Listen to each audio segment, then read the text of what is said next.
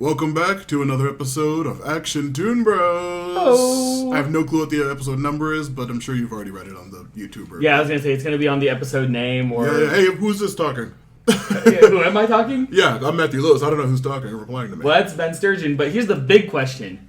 Episode, what are we on? Episode 4. Yeah, episode 4 of season 2. Episode whatever. Roll with it. Hell yeah. I mean, or, you know, everyone gets together for a D&D campaign. That's Straight not up. a D&D Yeah, campaign. a straight up, my gosh, straight up yeah. tabletop campaign. No, that figure's mine. Yeah, exactly. Oh god, this is so fucking good. This is an amazing episode.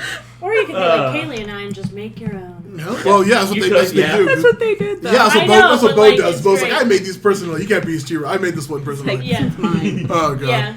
But yeah, the episode begins with it begins with them like seemingly assaulting a weird like giant castle. Yeah, Is it like a drones fortress. still? No, it's some kind of fortress. Okay, it's a generic fortress. Okay, yeah. And we see them like trying to attack it, but then Bo gets blasted off of the. I'm sorry. This is the original concept design of what Elsa should have been from Frozen. Why are you going on that tangent? I'm not. It's Pinterest. But that's what she was supposed to look like. A very cool design. Yeah, and she looks like a villain, like she was supposed to be. Hey, We're not going down that rabbit hole.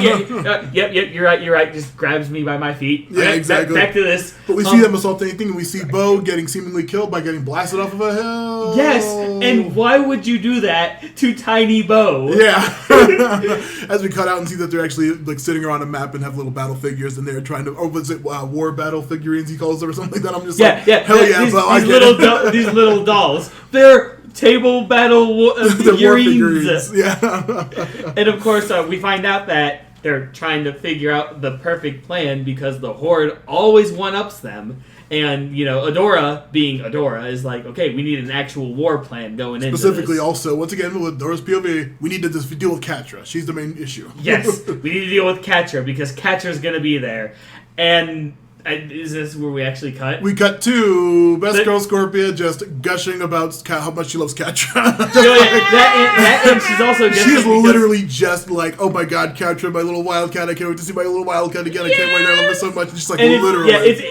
What's even better is she's also like gushing because, oh, my wildcat, she actually trusted me to take control of this operation. Yeah, she put me in charge, and like Lonnie's literally sitting there rolling her eyes, just like, so are you gonna give us orders, or just we're gonna do this. Kyle, you need to do this. Yeah, Rogelio, you do that. Lonnie. Okay, he's like, go to the parapets. What's a parapet? Then find out what it is. For those of you who, I don't know, would be just joining in on She-Ra on this, the way I can describe this as best as possible is if you let the barbarian in your D&D group take control for a day, that is what Scorpia is. Except she's also the peppiest barbarian. Yeah, she's the peppiest barbarian. She's really, really tough, really strong, but she's just dumb as bricks, and I love her so much. She's not dumb as bricks. She's oblivious. She's very okay. She's got that. She's Lonnie got that is pretty much naivety. like, Lonnie is pretty much like pointing her like, hey, why don't you do this? Hey, why don't you do that? Just kind of like giving her guidance, like, you're a force captain. Oh yeah, help you're us, right. I was testing you, and yeah, you guys passed. Well, yeah. Then we cut back to the main team. This is when we see Glimmer's idea for how to assault the castle and the entire the show's the animation friggin' style. like anime noir. Yeah, kind it turns of into look to it. like Studio Trigger, like literally. It was. Now, my only question, because they're going through the planets and all of the characters are in this style. Yeah. Why did Kyle have a pompadour? Why not? The Studio Trigger, that's why. Why not? Yeah. First off, good answer. Secondly, true. Is but this here's also the the thing. episode where like they show up in their original like? Oh, yes. that's both. We're getting to that, but yes. Yeah, first it's super animated out. Oh, it's just all like Glimmer's pink and black Oh, and everything. yeah, Like, it's just like Glimmer looks like like Spike anime. Spiegel. Yeah, It's like- Glimmer looks like Spike Spiegel. Has like a toothpick. He's just like being cool, and everyone else is just like standing around like, oh man, Glimmer, what are you gonna do? And it's just like, and then we see the Katra, which is this like a femme fatale in like a dress, and just Yeah, like it just with a "Arr!" cat with a side patch. It was so weird because like at one point she becomes like this just very sexy version. And Oh I'm yeah, like, that's what yeah, is that's going yeah, that's the on? Glimmer version. It's like Glimmer, I'm like, oh, Glimmer, this is how you see her, huh? She literally has a honey, pet cat. You and she's little just- bi disaster. Yeah, right. We see a Honey, color scheme alone. But then as all of this is happening, you just hear, you know, oh yeah, and then I'm here too. And Mermista and Perfuma just appear with Frosta as well. It's like, hey, we heard you guys were playing games with your dolls. No, they're Reward that whole battle, thing like again. battle reward figurines. This is when they say like you were supposed to be watching the weird tower, and they turn around, look out the window, like still there, still there. Woo! End of report. Yeah, and then they say this is when they she sits down saying like, okay, I'm gonna be this one, and she grabs the She-Ra figurine, and then they're just like, no, you can't be that. That's She-Ra. That's a She-Ra figure I made. And then Mermaid says it's like, well, my plan is we're gonna bust in there, and I'm gonna turn into She-Ra, and I'm gonna use my giant sword and trident to destroy them. And it's something about waves, dolphin, waves. Yeah. You see like a silver wind, but it's like a dolphin with a unicorn horn and this majestic rainbow. I'm like, what? And then Perfuma's plan is just I'm gonna do like a giant, like a literally Attack on Titan giant plant monster. He's gonna tear down the pillars. Wait. So it's a plant golem, right? How is it roaring? It's plant magic. Yeah, that's how she describes there it. you go. It's magic. Yeah, it's magic. It has vocal cords. Oh yeah, we missed Bo's plan when like everyone's in their class. No, he says it before they show up. Well, actually, no. Yeah, wait. Is everyone there when he says his plan? Yeah. Because Frosta comes in. This is the Berserk reference. You see, she literally has a scar and like one eye closed and a giant like her ice armor is like a giant dude with a giant sword. It's literally her whole thing is like. I thought she was just doing RPG stuff. It could be, but she literally has like a scar and a gigantic sword, like fucking guts. She was. But yeah, everyone is there. Remember? That's Bo's plan. Yeah. Yeah. Bo's scheme is just like, well, I'll lead you guys, and he literally classic. Oh Bo, my goodness! Literally, at first I'm like, wow, Bo has a mustache. Wait, this is original. Yes. Oh my goodness! Yes. They even had Katra doing puns. Yeah, Katra's just like, I have the perfect plan, and like, which is what she did in the original. Yeah, and then, I loved it. Bo and her just going back and forth, like, what are you gonna do? Meow. Well, I have the perfect plan. Well, don't get clawed. Blah blah blah. And like a big claw battle back and forth. Oh, and it's like, so beautiful. And like, then Katra's gonna turn into a cat, and she like just turns into a like, what the hell are you talking about? Well, I didn't have a figure for Katra, so we have to do this. And by the way, the Horde is now a giant dragon. As all of this is happening, we go back to Scorpia and crew because they want to they want to spy on them. Yeah, they have a little spy because at one point before the Mermista and then we actually missed this part. Frosta was like, "Hey, I'm gonna join you guys." She Glimmer literally teleports her back to her post. Yeah. And then is like, "No, you need to stay here." And they're like, "Uh-oh, princess action right now. We gotta worry about this." So they're gonna go and spy on them with the cutest little spy bot ever. Exactly. And of course, Lonnie's just like, "Here." Scorpio looks, "Oh yeah, I need to control this, don't I?" With her giant claw Yeah, heads. she can't control it. It's like, you do it, Lonnie. Lonnie, you want me to? Yes. and so now the spy bot's going on over there. Yeah, and then they hear all of these plans. Yeah, the giant plant column. Oh, She-Ra, blah blah blah. Giant trident of power, and then like Lonnie's just like, wow. And Scorpius is like, they're gonna freeze us. They're gonna do these golems. Oh no, what's going on? These are just really horrible ideas. Lonnie's just like, no, we can't take that they're chance. Just making plans, really stupid plans. It's just like we can't take that chance. We gotta bolster our defenses. And then we go back to everyone just having their moment in this. They'd be like, yeah, we're gonna do this and this. Finally, Adora's just like, okay, you know what? This is stupid. We're just like wasting time. This is moronic. We'll just do what we always do. We're gonna improvise. Well, no. She actually has a breakdown because they're like, what do you think is gonna happen, Adora? And Adora like literally has a breakdown. Oh, he's like, okay, everyone's gonna die. Everyone's gonna die. Everyone's gonna get taken away. It's all gonna be my fault because I need to be perfect. And then Glimmer, being the bestie, is just like, hey, don't worry, we've done a whole lot of shit like this, and we've come out on top. And then it was just like, yeah, let's just improvise. Yeah, sure. And they do the best kind of D&D campaign. pretty much. And they do with everyone's like, yeah, we're ready for this and everything. Mm-hmm. And then She-Ra appears, and you see. You played Pokemon Sun and Moon, right? Yeah. And then you see Frosta in armor that kind of looks like Necrozma, not gonna lie. It was literally punching everything, and plant golems. Yeah, she plant golems actually happened. Oh, fun fact: plants can actually make sound. Bamboo, if left in a fully silent room, it grows so fast that you can actually record the sound of it growing. You can actually like creaks or something. Well, not only that, but like a guy has actually made technology where he can plug it up to like any plant and you can hear music. Yeah, Oh, because weird. it actually tracks the energy movements as the roots transport the Interesting. nutrients So yeah, and I guess stuff. Perfuma was onto something. Yeah. What's that, Bo? She would Yeah, know. Bo. And you know, it just no, poor Kyle. Remember? Because True. after they take back this place, Poor they're Kyle. Scorpia, Lonnie, what's Rogelio? the yeah, Rogelio. See, I'm Scorpia right now. Who's that guy? Rogelio and Kyle are like floating in a boat. Yeah, they and get knocked off Lonnie, and blown up in the and Lonnie's boat. like, so we're gonna blame this on Kyle, right? Everyone but Kyle. Oh yeah. Yeah, we're of course, totally yeah, doing so his that. fault. Kyle, what? Oh man, Yeah. poor Kyle. He's just such a scapegoat for the entire show. He really Like, is. everything bad happens to him.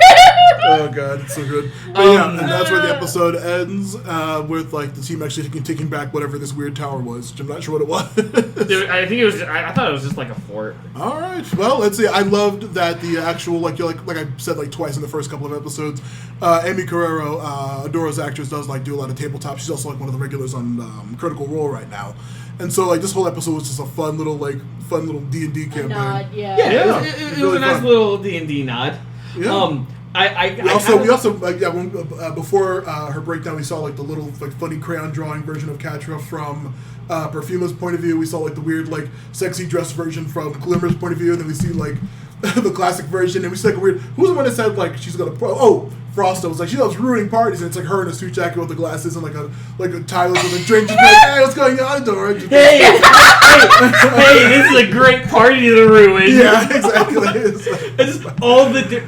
That's gonna really be our image for the season probably because it's so funny. Just like all the different all the Catras. characters like leaving the door and being shitty. She's just like, oh my god. Blah blah. I'm mean, like weird cartoon, like crayon drawing.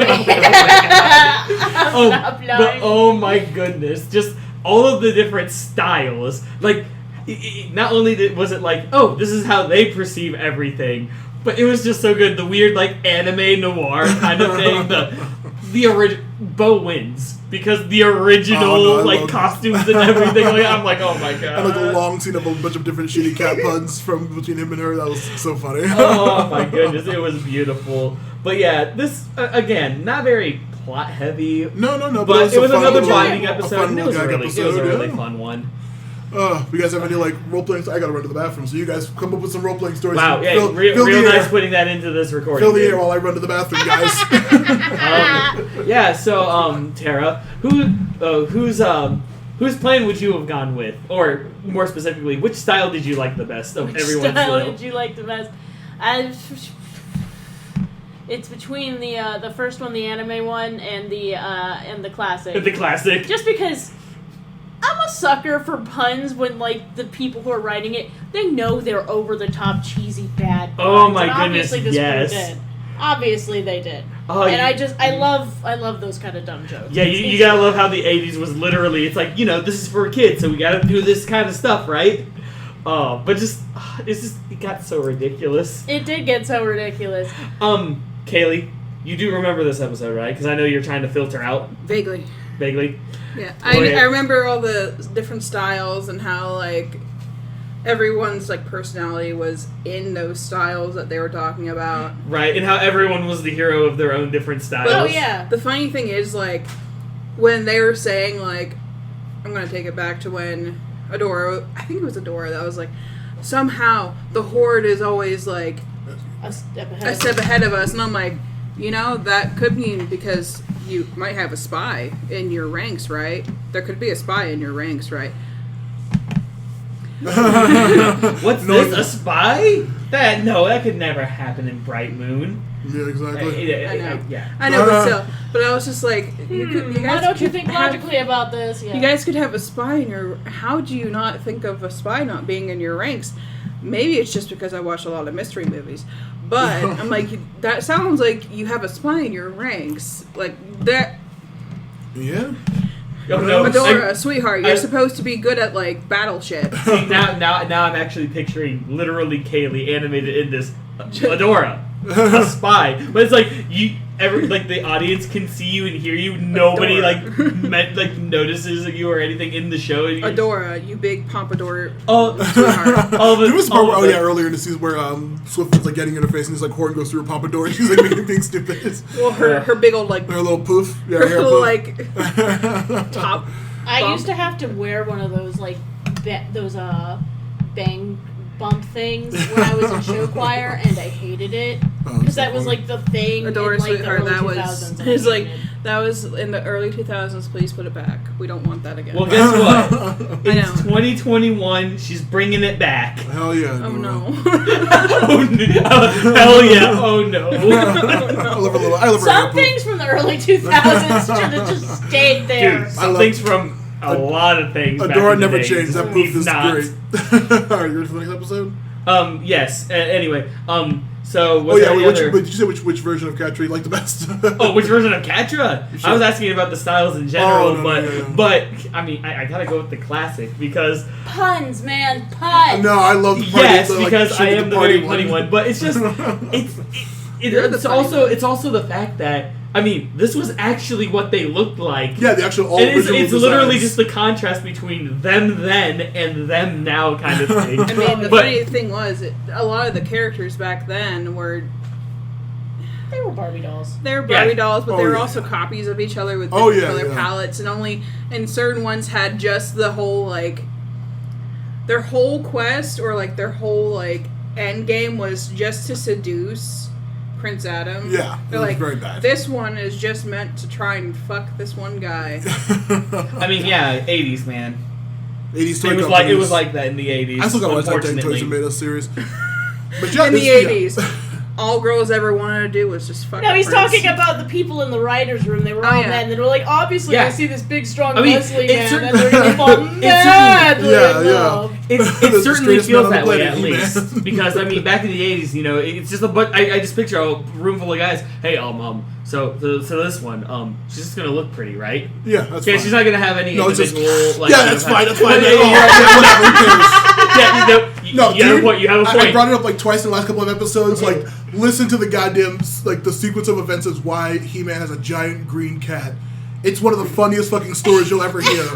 Those people were fucking just coked out of their mind idiots, and it was great. Yeah, It wasn't great for She-Ra back in the day, but now we have an amazing Yeah. She-Ra based off that. That's why I property, said so you it's have a fine. good point. You're just like, Yeah. oh, yeah. Whatever, man. You Big fucking. cat. I don't give Big a fuck, fucking dude. cat. I don't give a fuck. Just do it. That literally like a line. just from a big cat. But yeah. also, Hey. this guy who gets his face like fucking burnt off, he can still talk. Yeah. Speaking of... And before his face melted off, He was fucking he was hot. beautiful. Speaking of getting coked up, we need to go to the next episode. Episode 5. 5. Whiteout opens up with the gang and shit, they have Seahawk. They do have Steve. Actually, no. It opens up with the bad guys. I thought it was with the. No, it opens up with the bad guys gang. in the little Oh, the like, ice encampment area. thing. Yeah. This is Catra gets Scorpio Catra's hyping herself out to literally. It's like, hey, you want to I don't know, go get a drink or hang out sometime, Catra. Scorpio Yeah. just kind of trying to flirt with her. building herself up to go on a date. Hey, but she's truly barbarian. You know why? Zero charisma. Just awkwardly arm perched up like, hey, Yeah, so I don't know. Yeah, outside of work, I don't know, do something. Hey, but yeah, but also, Catra's just upset because Entrapta's like, we need to be here because Hordak wants us to be here because we need to find the thing. And Catra's just like, I really freaking hate this place. Yeah, she has a big old coat on. She's like, this place sucks so bad.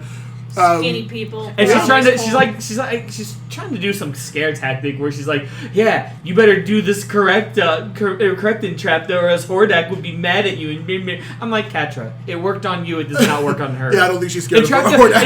has a logic that is so The amount of- complex that little things like that do not The amount of times that penetrate. like It's like, Catra look, tries to Catra, physically sweetheart. intimidate her, it's great. Catra, sweetheart. Entrapta doesn't give a flying fuck. In fact, she has no idea what human like Yeah, connection is. I love every time that Catra like tries to physically threaten Entrapta, she's like, it totally just goes over her head. Yeah, she's totally attracted to it because Here's Catra's point, and then here's Entrapta's head, and it just goes. Yeah, exactly. It's such a Although, fun let's dynamic. be real, if that were to happen, Entrapta would try to catch it and be like, study! This, yeah. Human interaction. Yeah, but this, This is what is they, yeah. entry 358 on the psychology between sentient beings. Yeah, her party watching That's episode her, was so though. fun. It really is!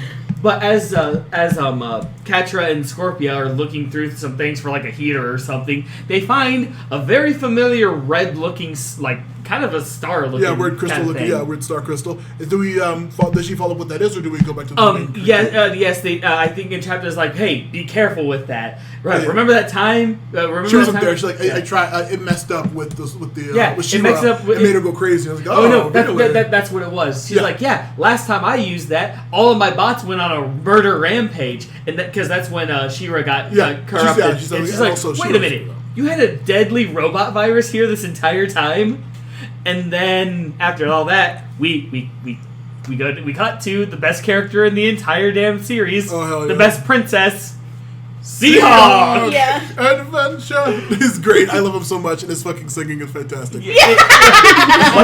What singing? Oh, he does some in this episode. A little bit. I wish I but- wrote that as song. That was But so funny. it's the gang, the main trio. No Swiftwind, no other princesses, just the trio and Seahawk, who's kind of having an existential crisis. What are the serpent's the dragon's daughter 5? Is this the ship? Oh yeah, it was like the dragon. It was. I think I have it on here. Yeah, Dragon's Daughter 5. Yeah, What happened to Dragon's Daughter 4? Oh wait, I know. Adventure. No, it was actually termites. Horrible way to go. I'm like. When Seahawk said that, I'm like, wait, you didn't just catch it on fire? Yeah, Like all the other boats. I'm like, I was worried, and then you find out that he's actually very, very worried because Mermista canceled their plans. She wanted to go and hang out with her friends. Yeah, and he's like, I'm cool. super I'm gonna rich. hang out with them, right? I'm cool. I'm hip. He literally says, "I'm cool, right?" And everyone's just like, sure, man." Hey, don't worry. You're doing this mission for us. That means you can not be But you guys distracted think by I'm it. cool, right? That's why you brought me along. Like, well, no, you had a boat. Yeah, well, oh, come on, man. you have a boat. Because it's like you can be distracted from thinking from any of these thoughts. Proceeds to do this throughout the entire episode.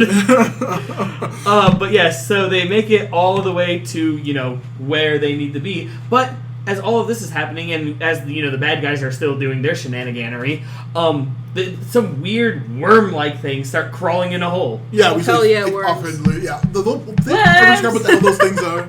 Well, And of course, as Catra's just like, I really fucking hate this place. It's so cold and blah blah blah. what's Stop not messing up. Don't you have fur? Yeah, I know. Well, she literally has a giant coat, her She's normal a outfit, skinny and her- person.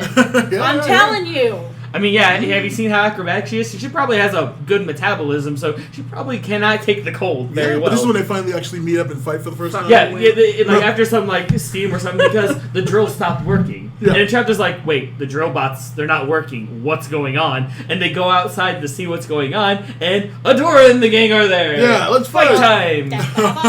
They have a cool ass fight. Everyone kind of just kicks each other's butts for a while, but then eventually she does pull out the weird thing and slap it on the sword. It slapped us on the sword, and we get the coolest Adora ever. Berserk Adora. Berserk Adora, literally attacking Catra a lot, Yeah. and then attacking Glimmer a lot. Yeah, it just starts going crazy. How on everybody, her eyes are red. She has weird veiny things all over her. But since it happened before, Glimmer this time was like, Adora, what do you seize the sword? Oh no. Yeah, get the sword away from her.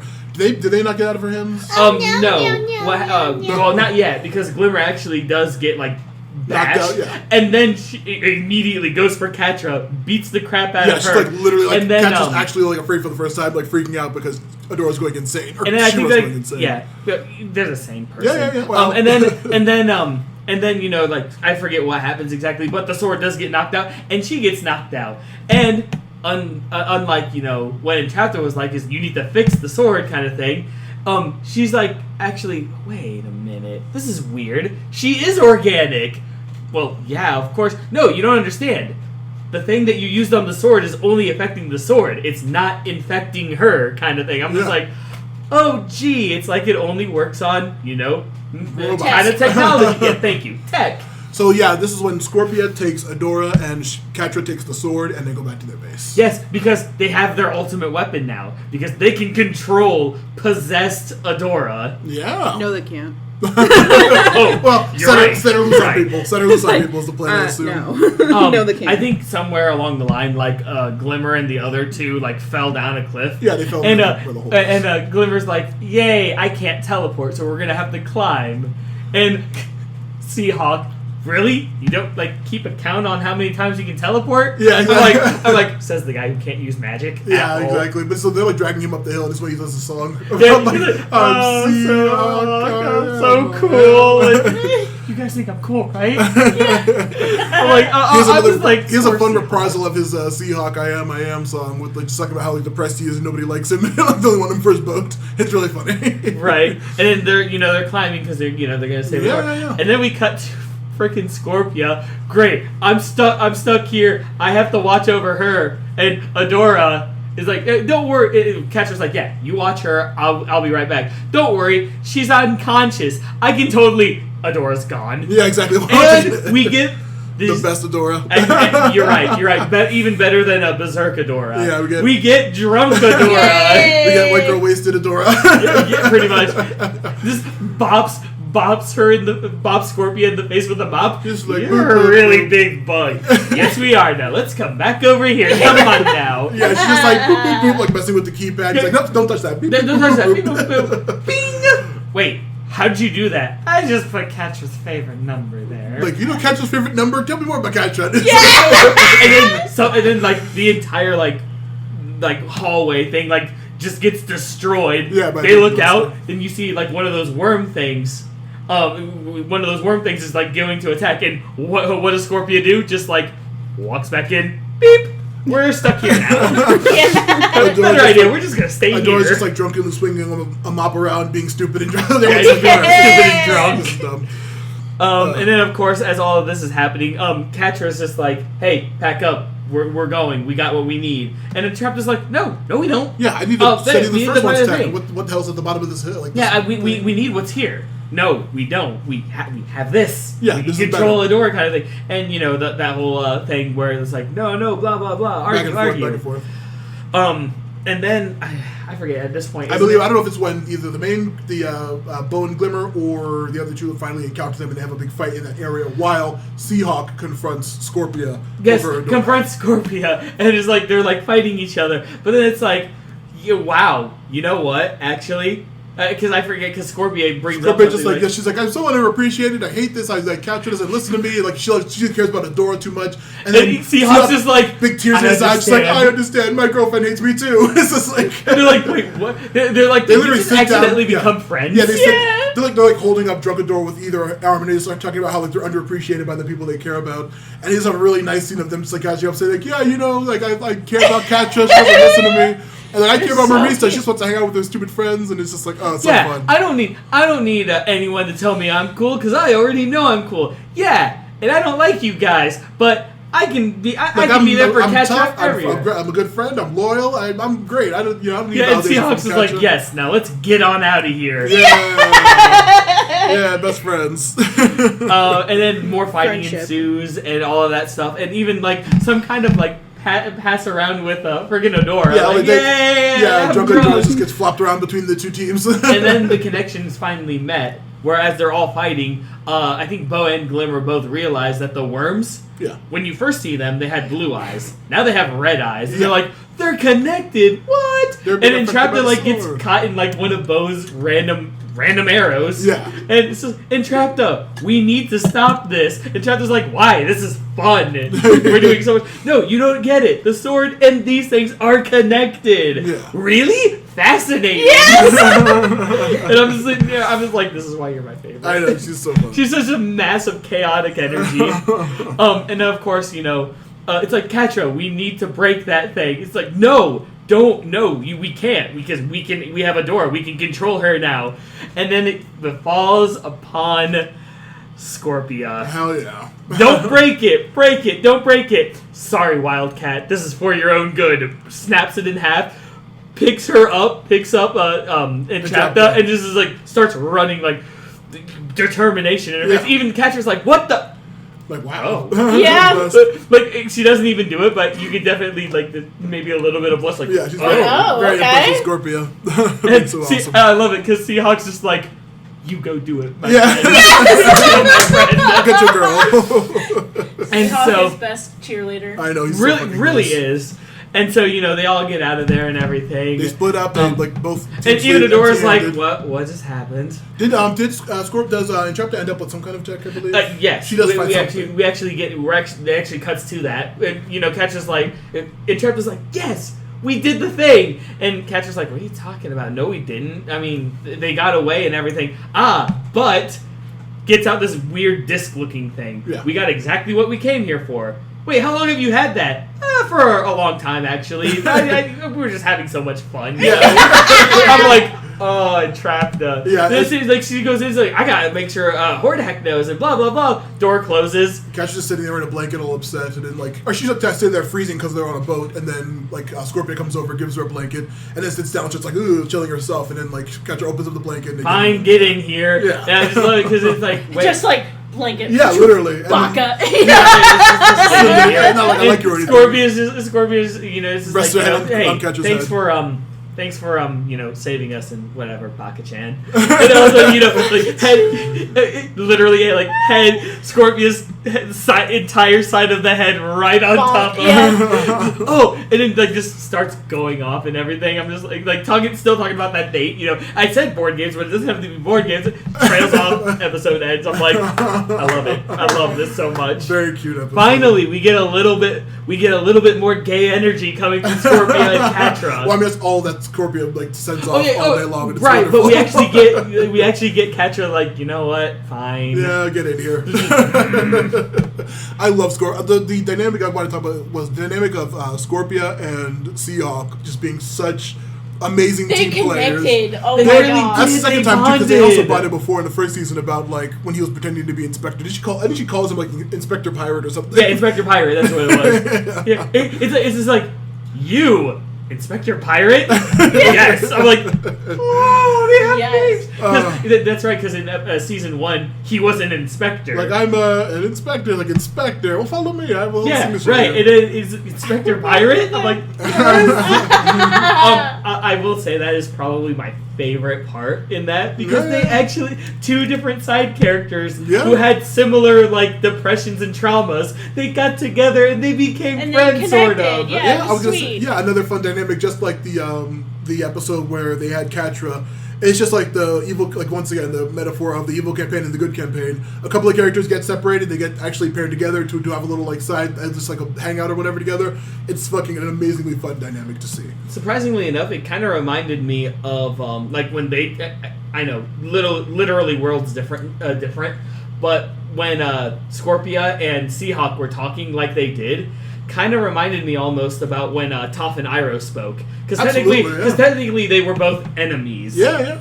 But it's just first off, it's Iroh. He's very neutral. Actually, He gets along with literally everyone possible. Yeah, but it's like they had their talk about certain things, and I'm like, it's just that, only kind of silly, but at the same time very serious.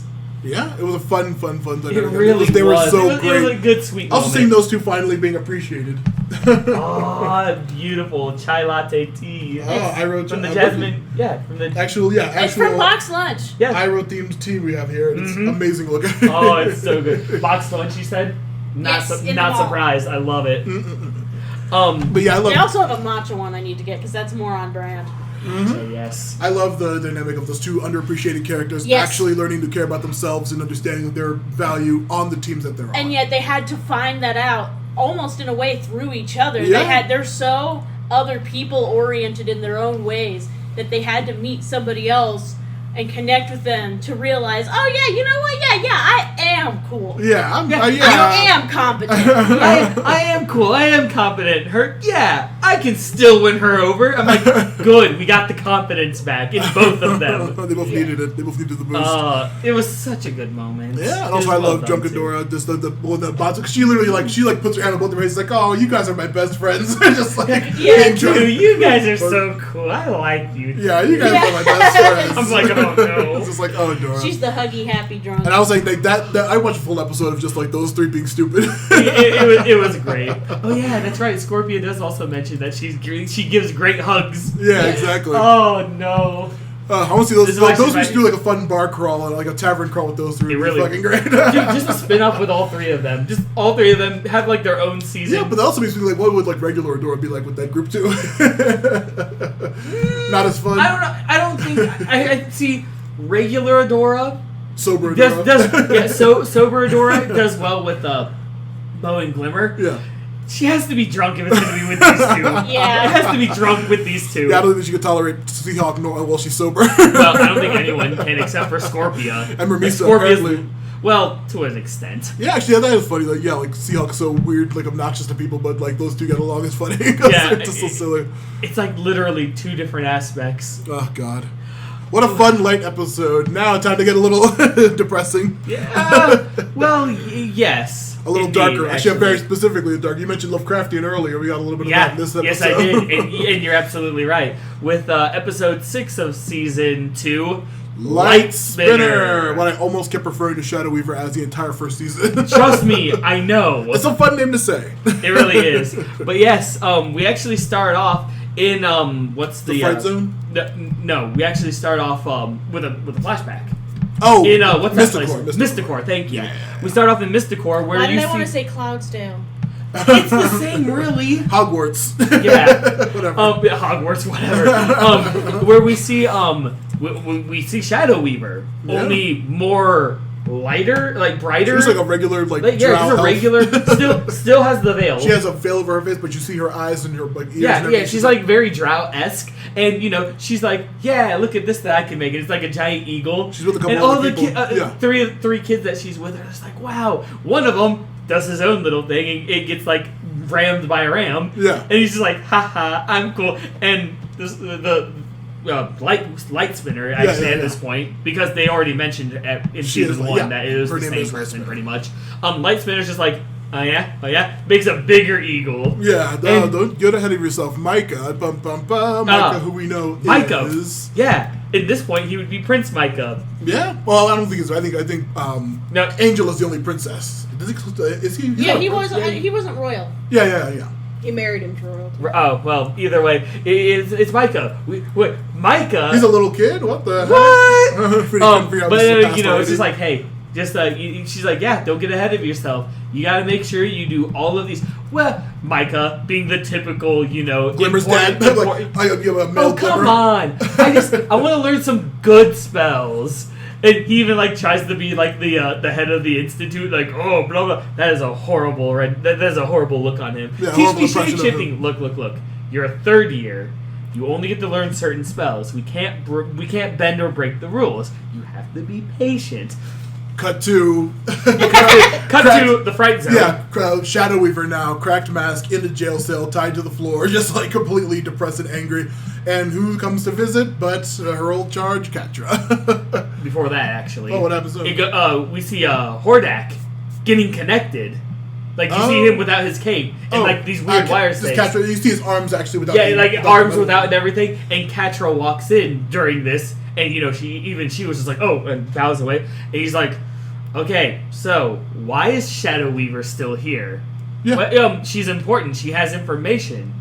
No, you're gonna send her to Beast Island. Beast Island. Keep eagle-eared listeners. Keep an eye out for that. Yeah. So he's just like, wait, but she's important. And are you defying my orders? Yeah, we don't need her anymore. Get rid of her. And as this is happening in Chapter, hi, why are you here? Just hanging out with the new boys. But I love it because it's like, wait, why are you here? She is supposed to be here. You, on the other hand, need to follow my orders. No, you know what? Fine. 2 days. If Shadow Weaver doesn't give anything and show usefulness in 2 days, Beast Island. Go. It's like, oh, okay, yes, I'm fine. While Catra looks back and she sees Entrapta and Hordak just kind of getting along, going over some tech, like, that, Yeah. going over some tech, getting along. She's like, what the hell's going on? Yeah. See, Catra, literally me. Yeah, exactly. When I first watched this episode. Like, Woman with equations. Yeah, exactly. Pretty much. Just And then we go to the cell. I thought when we were after the flashback, we cut to her for like a second, like seeing. Oh, right, but Catra doesn't visit. Okay, yeah. This is when Catra visits. Okay, yeah.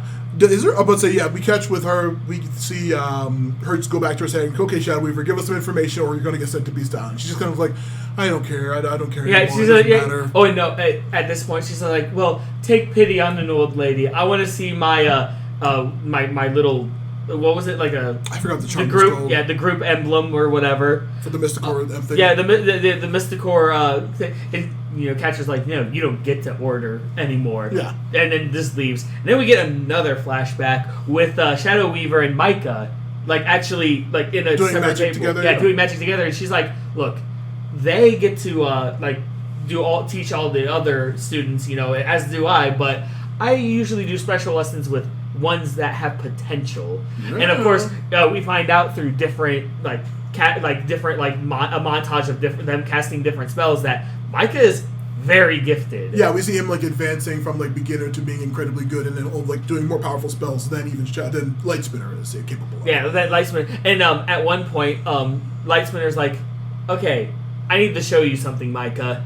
Shows the war at the time with the Horde and everything. Yeah, the Horde had just arrived. Right yeah, pretty much. But they've already and started we see, destroying very things. specifically, we see them having destroyed the Scorpion Kingdom and taking their Black Yep, Gardens. and taking the Black Garden. We see a number of the whatever Scorpion's race is that are like being killed or destroyed by the Horde. And of course, Micah's like, why are you, Micah, a kid? Why are you showing me this?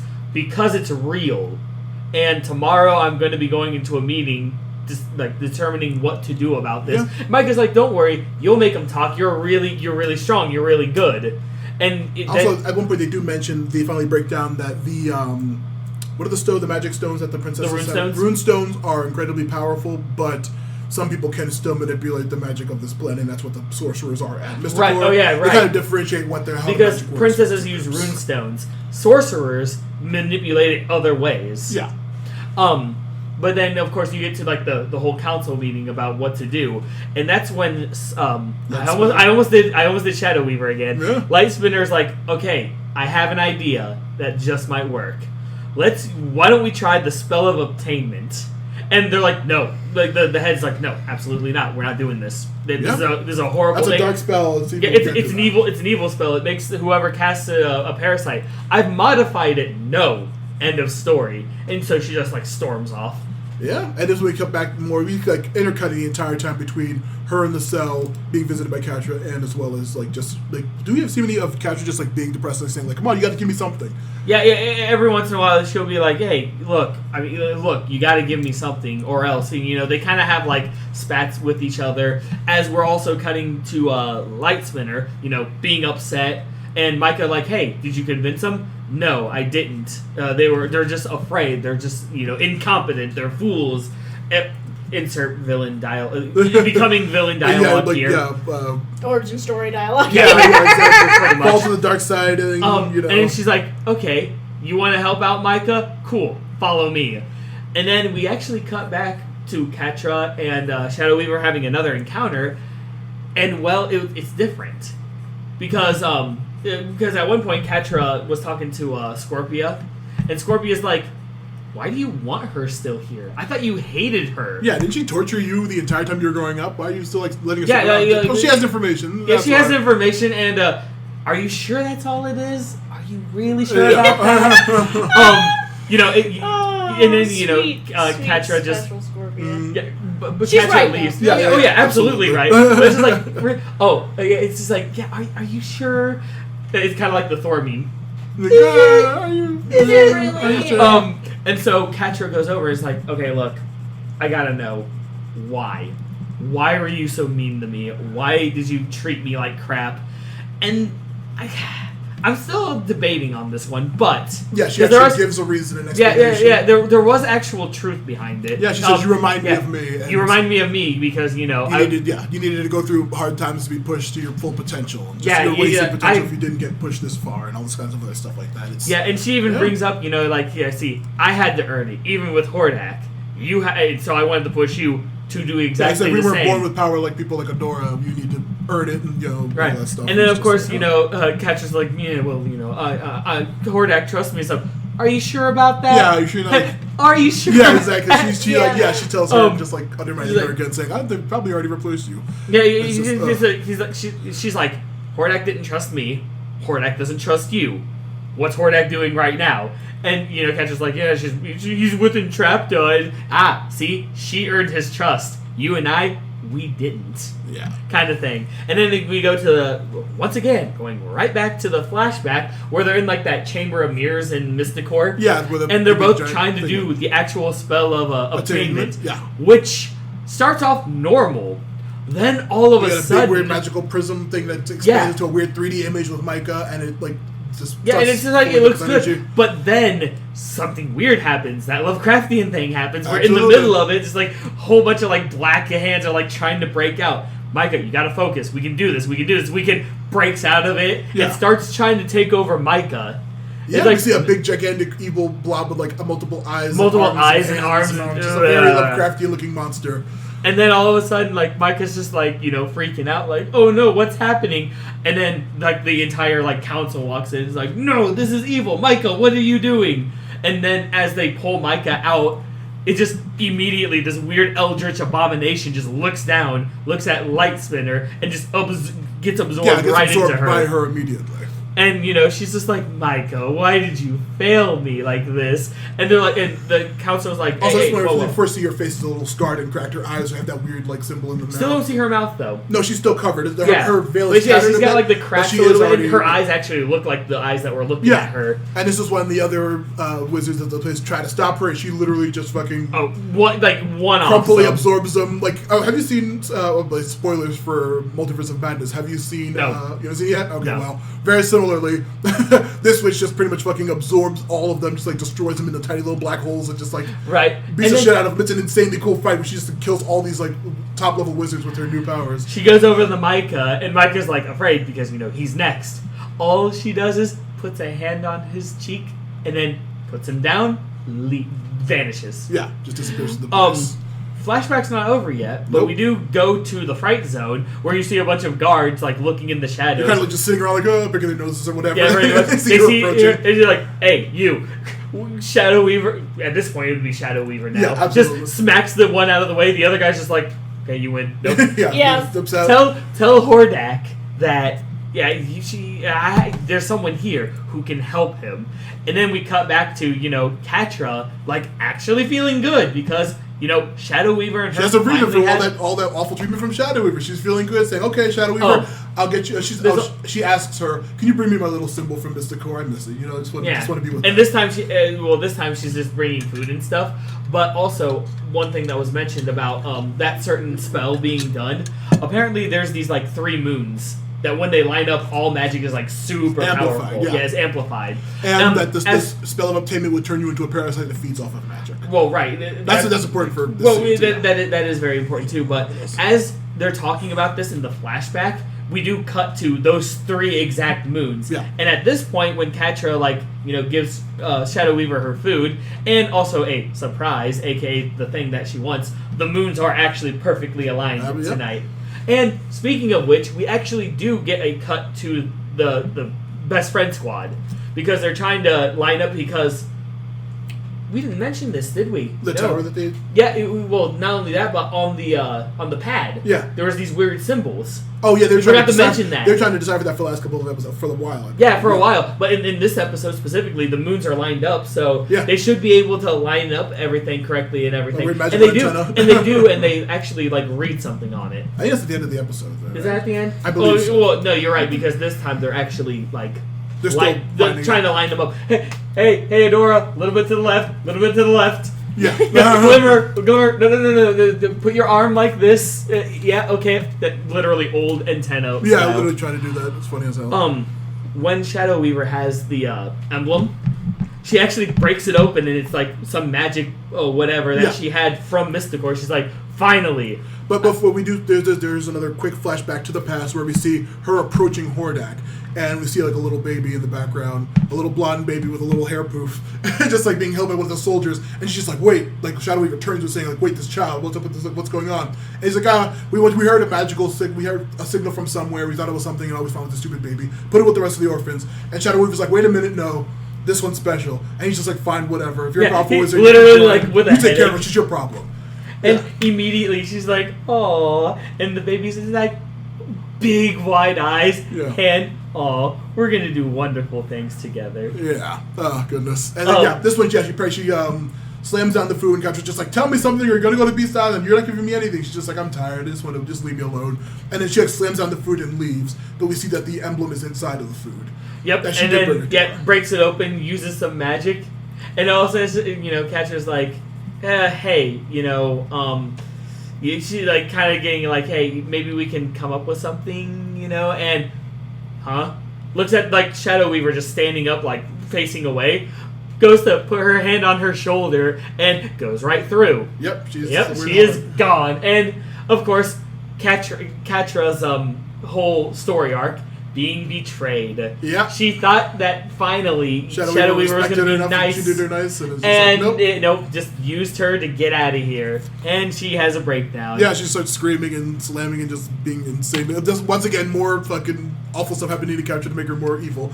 Then we cut back to the best friend squad where they finally get the signal, and it's like some kind of old one's text. They only managed to make out a couple of words. Yeah, some of it's distorted, but Adora can read like 3 words. Yeah. Serenia. Yeah, Serenia, thank you. Portal and Mara. And that's where it ends. Yeah, that's the end of the episode. So, yeah, we get to see a lot of this whole episode basically is just like pointing out Shadow Weaver's awful, evil grooming of kids that she's been doing her entire fucking life. Yeah. That's a way of putting it. Well, I mean, literally, the actual term of just like controlling these kids and manipulating them through like being an awful, shitty person. She did it with Micah, just training him and then using him to go the alpha spell, and then literally we know that her fucking past with how shitty she's gonna treat Catra and how like awful. Well, she's still bad, but she's like manipulating Adora for the rest of her life too. Right. And it's good just seeing like where her powers actually came from, some weird eldritch spell that she did, and it's just some weird. You should never cast a spell you don't know. Yeah. This was a lot to take in. This also, I was going to say, this episode feels like it should and could have been the fucking season finale of the season. Yeah, of season 1? Season 2. Oh, season 2. Oh, I see. Like switching it around kind of thing. It would have been a better season finale than the one next one. But But yeah, this was a lot to take in. Yeah, it was very heavy. I love seeing Mysticor again and love seeing the actual like magic users highlighted.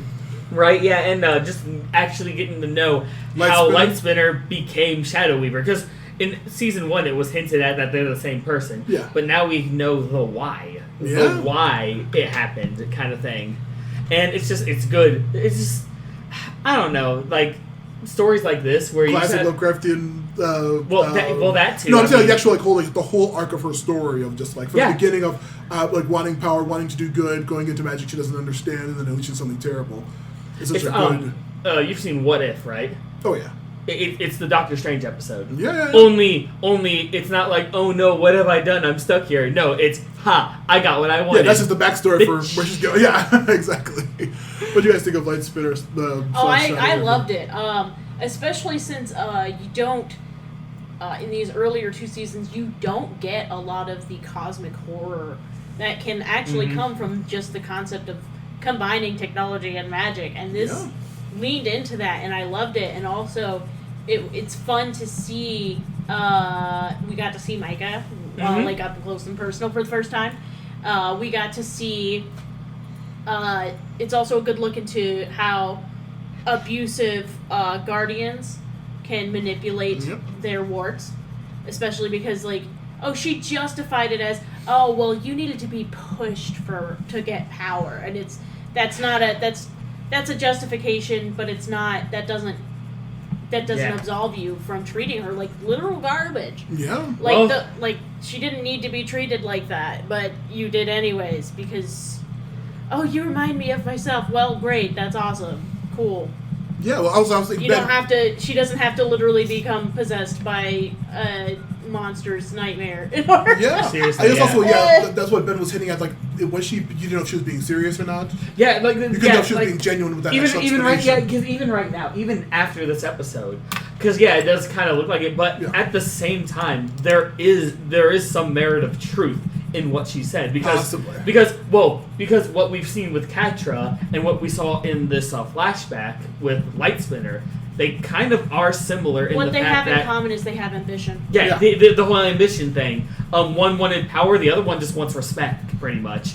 But they both kind of are similar in some way. But the thing is, when Shadow Weaver would put Catra down, she wasn't helping her. Right, yes. She was fucking her up even more, which made Catra not want to do anything. Right, yes. I mean, we know that is the issue. But the abuser never actually sees it that way. Yeah, I know. Yeah, right. but still, but like I'm with you, Ben. That I don't know. Like watching the episode, like completely forgetting about the end of the episode. When she gave that explanation, I was like, oh yeah, I don't remember her giving an actual explanation why she's so shitty. But then I'm just like thinking about no spoilers for future stuff and like the past stuff when we saw the flashback in the mid season of last one, where like she's just straight up like fucking awful, threatening a child, Catra, and like completely disregarding her, and then lavishing so much love and praise onto Adora. On Adora, yeah. Which makes it very bizarre that she would like still, even when they're more adults, still lavish and praise Adora constantly and completely disregard Catra. It's like I don't think she was like doing it for Catra's own good. Actually, I think she legit like is just being shitty. Right. Actually, it's never clear. Or not. It's a type of narcissism. Yeah. I actually follow just because I delve a lot into psychology before, just because it informs my characters, my own writing, my own creative works. And I am actually part of a Facebook group for children of parents with narcissism. And that's a thing that narcissistic parents often do. They have somebody who's the scapegoat on whom they throw the blame for all bad things, and then they have a child who is the perfect one. Oof. And they both have their own pressures. The perfect one can do no wrong, but at the same time, they're not allowed to step out of bounds and do any wrong. And then the other one can do no right, like ever. Even when they do right, the praise is going to be for like 2 seconds, and then they're going to drop a glass and be like, "Why the fuck did you bump into me?" Even though they're right across the room. So it's a type of narcissism, and it's very unhealthy, and they handled that, in my opinion, very well. So in a way, Shadow Weaver thinks she means it, but she's also just totally sort of projecting, and she's projecting her negativity onto one child and her hopes onto the other, and it's not a healthy way to deal with it. Yeah, as you can see with just how absolutely fucked up Catra is in like all aspects of her life. Oh my goodness, right. Oh god, the poor girl. That's just another testament to the amazing writing of this thing, because like goddamn Shadow Weaver's the fucking worst. And really also was, yeah. Once again, as I can't stop saying every time I think about this fucking show for 2 seconds, everybody is so goddamn interesting and well written. Like, everyone is so fucking fascinating and well done. Every single character. It's impossible to find one character that doesn't have like multiple dimensions and you can actually have a discussion about even characters characterization. It's so fun. Unless it's like literally a character that's in one in one episode. But if they're in multiple episodes throughout a season, they're gonna have individual motivations. Especially if they're background characters for almost an entire season. Yeah, talking about Spinnerella and Natasha. Oh boy, it's been 2 seasons now practically. Yeah, but just wait. Oh yeah, they're probably gonna get more comeuppance. But yeah, it's just like at the end of season comeuppance is usually associated with negative consequences. Fair. They'll get their line. They'll get the spot in the light again. Only hopefully for much longer than just like an episode or two. No, But I just loved it because they were background characters and they're like they got a fun sequence at the end of the season. Yeah. But either way, Kaylee, what do you think of Lightspinner versus Shadow Weaver? The whole dynamic of that character so far. The funny thing is, like, you could actually see that she was already turning evil even as Lightspinner. Yeah. Mm-hmm. Like, it wasn't even like... It was a very gradual thing, but I think she was always this mean. She was always this mean. She just hit it really well. And it wasn't just with the whole, like, the spell that she wanted to do. The fact that it was a spell that made you a leech. Yeah. For power. Mm-hmm. Like, yes, it could have been a last resort, but why that one? Why that specific one in general? Right.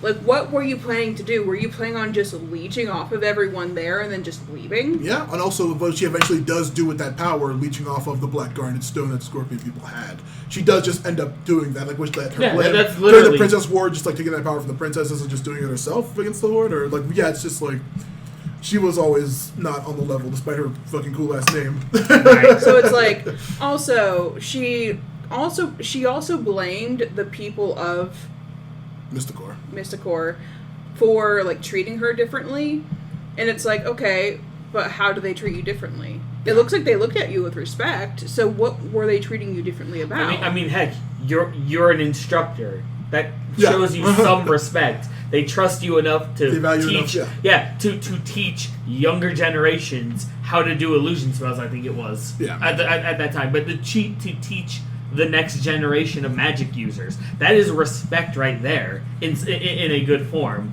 But yeah, so I agree with you, Kaylee. It's just like, how did they treat you differently? You never explain that.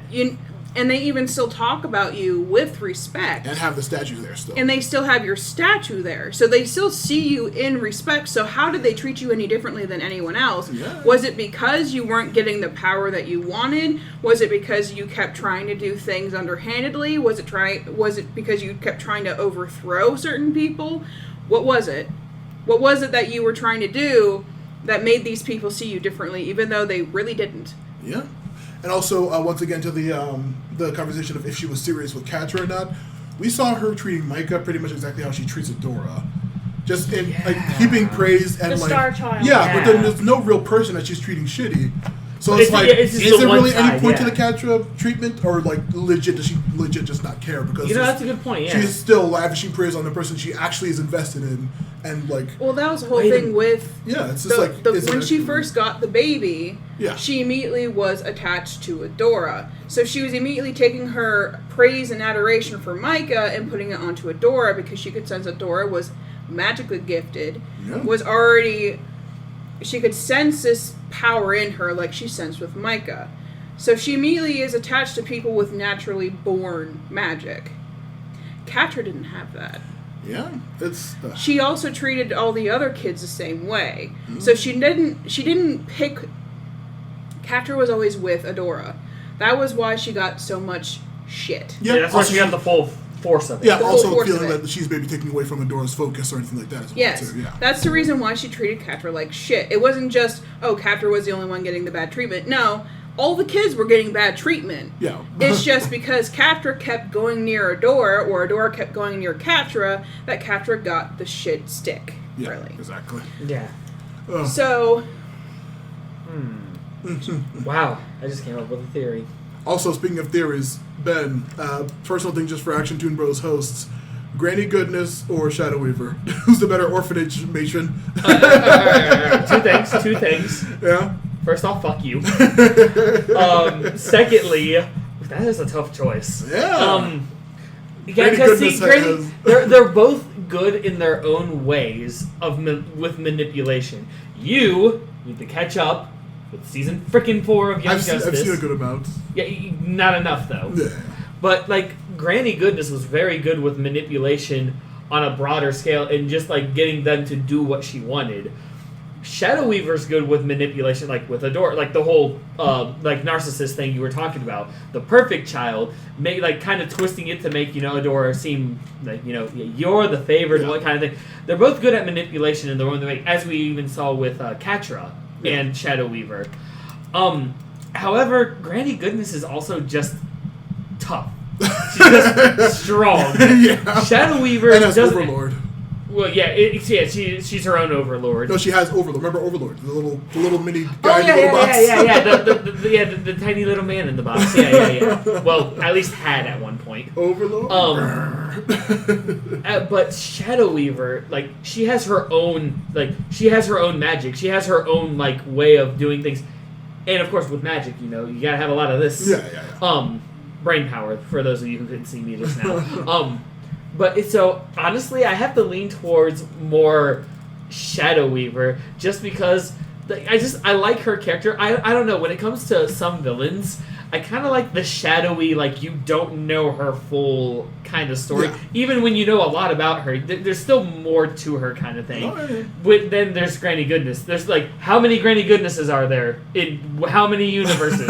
How many different versions of her are there? Shadow Weaver, there's I guess technically 2, because was she in the original? Yeah. Yes, absolutely. Yeah. See, I don't remember her original. But there's only really 2 different versions of her, so there's a lot we don't know. All right. Ready to hit the season finale? Yes, let's hit it hard. Episode 7, season finale of season 2. Reunion. Oh man. Looks outside. Oh good, there's not a giant meteor. Sephiroth's coming. Reunion. Reunion. What the fuck were those weirdos? remnants? Genova's witnesses. They were the remnants. Thank you very much. Right. This old I thought man you is were sick. talking about just What was this old man? Yeah, He is the the sick or whatever. remnants. What's the Well, thing? there's remnants. What is he? The one guy in the They're weird They're pipe? different. This old man is sick. This old man is sick. What was the weird thing they said about that guy in the pipe in the original game? Oh, yeah, I think I know what you're talking This about guy now. In is the sick or original, something? yeah, this guy is sick. The man in the pipe. I know what you're talking about now. But hey. Final Fantasy 7. So, as Bo's trying to figure out these words, because, Bo, apostrophe S, Yeah. I use it correctly, unlike you. Bo, I'll get to that after this recording. As Bo's reading, trying to figure out these 3 words and what they mean, he gets, it starts beeping. His pad beeps and he goes, oh no. Oh no. More like, ring. What am I supposed to do? Scream over you? Yeah, exactly. Yeah. Oh, God, please no. Actually, yes. You blew the mic out with that laughing about the reunion joke. We all did, though. But it's like, wait, oh no, that's today? Cuts to the little, intro sequence, and then we get Glimmer. Wake up, Adora. We gotta go now. What's wrong? This message right here. We gotta go. And as Bo's they're in trouble. there you go. Bo's in trouble. And they're walking, trying to, get to wherever this place is. But also, Chick reads the note and says, I'm fine, don't follow me. Yeah. It's just like, okay, well. He's totally in trouble. You mean after he sent us a message that says, I'm fine, don't follow me? Look, Yeah, we gotta follow him. He's in trouble. Yeah, he's in trouble. See, I've known Bo all my life. I know him. He usually tells us, if nothing was wrong, he would have been like, hey guys, I'm going. No, he didn't do that. He So snuck off, obviously he's yeah. in trouble. Brilliant, Glimmer. Brilliant. Galaxy brain. Yeah, exactly. Very smart. So they keep walking in the Whispering Woods, Yep. and all of a sudden they see a building that they've never seen before. Yeah, that's new. What's this? Yeah, exactly. And they Insert walk- Jinjo Village theme here. Yes. They walk in, and it's quite a nice looking library yeah. of some sorts. There's books everywhere, and there's all dark, and it's like, what the hell's going on? This place is weird. And then a door starts opening, and they get ready to fight, and they see Bo in a weird looking normal outfit, midriff. Yeah, they look at his waist and say, "Oh my God, what did they do to you?" And his midriff is covered up by his shirt. And of course he freaks out. He's just like, you guys, what are you doing here? The door opens up again, and all of a sudden he just throws the weapons Yeah, he to the throws a weapon side. in a vase and gets rid of their stuff. He's like, "Don't hide, don't say anything." And go hide. And hey, who's this Bo? Who are these people, Bo? Adora, Glimmer. These are my dads. Yeah. I'm like, yes. When it George comes, and Lance. yes, George and Lance, and of course, Adora and Glimmer gives a big heavy wink. My friends from the academy. I'm just sitting here. I'm like, say what now? Of all the spoiler type things, I was told ahead of time that Bo had dads. So when I heard these are my dads, I kind of got excited because I'm like, yeah, and their designs are absolutely wonderful. It's also a great spoiler alert that Scorpia has 2 moms. Yeah, we should do get a quick glance of them. Possibly, we see that the light spinners flash of the Scorpion Kingdom being taken over by the Horde. She has 2 moms. Yeah. oh my god, that's awesome! Yeah, she has 2 moms. One Or of the moms, potentially had. or potentially had. Yeah. But you could tell one of them is where she got her hair and the claws. That's awesome. Also, speaking of these two, you can see we get to their personalities when we actually get to meet Yeah, everybody. when we get they them, do both see 2 different aspects of Bo's whole dynamic. Yes! Oh, absolutely. I love it! But we do cut to the Horde at Also- this point. I was gonna say, Also what? when we get to them later on, I'm just gonna say they're as a person in a queer relationship, their goals. Yeah, absolutely wonderful. Living in the Absolutely. woods with a freaking huge library house full of artifacts and shit. Yeah, hell yeah. You've got Double the one L. who's a little weirdo who hyper focuses on something weirdly specific. That's not familiar at all, no. No, not at all. They're Not at amazing all. characters. But we do cut back to the Horde. Yep, and this is when Oh god, Catra. damn Catch is freaking out about Shadow Weaver being gone. Just, Well, I mean, on the inside. On the outside is, hey, we're tightening up security. We're doing all of these things, and acting really, really mad. Where even everyone's sitting there okay, what happened to Shadow Weaver, and she's like, I put her in solitary. Now, unless you want to be having a room here in her cell, you do what I say, and you do not question my authority. Don't fucking ask and me even about my mom. Even Scorpia's like, Wildcat, everything goes side eyes. Okay. Yep, everything's fine. All right, I got it. Oh god, it's so good. Speaking of, the different personalities of Bo's dads, we cut back to the library where we see you said it was Lance and George. Yeah. Also, this is the gag I was making earlier, but I would say they have such normal names, but like everyone else is fucking Entrapta, Casaspella. I understand why Lance has named Lance, just because it is a weapon, and Bo's name is a weapon. Yeah, it's a weapon too. Actually, that's George. Why not? George. It can only be a family. Oh gosh, shut up! It can only be a family tradition to have a weapon as a name on one side, guys. Yeah, I could have named him after that. Yeah, that's actually a funny observation. I mean, wait, is Bo's grandfather named Glock? Yeah, could have been Spear. No. That's Bo's child. Because you have to go from the bow to the Glock. From a lance, that makes sense actually. Yeah, from the lance to the bow to the Glock. Crossbow. Who knows? Crossbow. Which one's which? I believe Lance is the one with the short hair. This is my No, son. I mean personality-wise. Because one of them is really calm. The other one's just like excited. I believe Lance is the one with the short hair and the mustache. He's the one that makes like bad puns like Bo loves doing. He has a really good throwing arm. George is the one who's like, oh, I'll get it. I'll make George is the one with the longer hair and glasses. I'll make some for everybody. I'm George. George is Terra. Except I'm white, but that's fine. Well, true. They don't seem to have cultural differences in that regard on that planet. But George is like, oh my goodness, like excited about things and stuff and things, and I need to get you guys snacks, and like goes off on a tangent. So it's me. And then we have the calm, collected, likes to make puns, but he's just more of the calm one, Lance, who's just like, so how's things going, Bo? Everything going okay? Just kind of calm, and every time George is like, oh my goodness, things and stuff. Oh, no, George is the one that was in that we mentioned eventually that he was in the army fighting with the princesses. George is the one with short hair, Lance is the one with the okay. Braids, yeah. Oh, so it's reversed. Yeah. Okay, scratch that, reverse it, got it. Lance, things and stuff. And George would be like, Lance, please, honey. Yeah, chill out. Kaylee's like that with me all the time. Yeah. Aren't you, K-Bug? What? I get all hype and excited, and you're like, whoa, take a breath. Yeah, it's fine. They're so fantastic. They really are. But the whole time, Glimmer and Adora are just like, why didn't you tell us about them? They're fucking awesome, and know what's going on. Yeah, and then but parents. And because you're right, because it's like Bo's like, they're my dads, they hate fighting and stuff, and I'm good with fighting, I'm not good with history stuff. Yeah, because wait. George eventually points out that I was in the war with the Princess's War. The Princess War. And I don't want any of my children being involved in that horrible atrocity again. And I know no one's gonna fight, and it's gonna be peaceful here. And we're gonna study the ancient stuff. And it's when like Bo gives him kind of side eye, like, yeah, guys, I'm not a fighter, so don't bring it up. Yeah. Oh, and by the way, Glimmer, you're a physics major, and Adora, you're an art major. Go! I was like, oh no, you're making this worse. Bo. Back in the fright zone. Oh yeah. Scorpius is like, hey, remember that thing you said about suspicious characters? Well, it's the fright zone, so a lot of things are suspicious. So what am I looking for exactly? And, Catro's just like, hey, you know what? Fine. If you had to ask me that, then you're not doing your job. Get out of here. Scorpia, okay.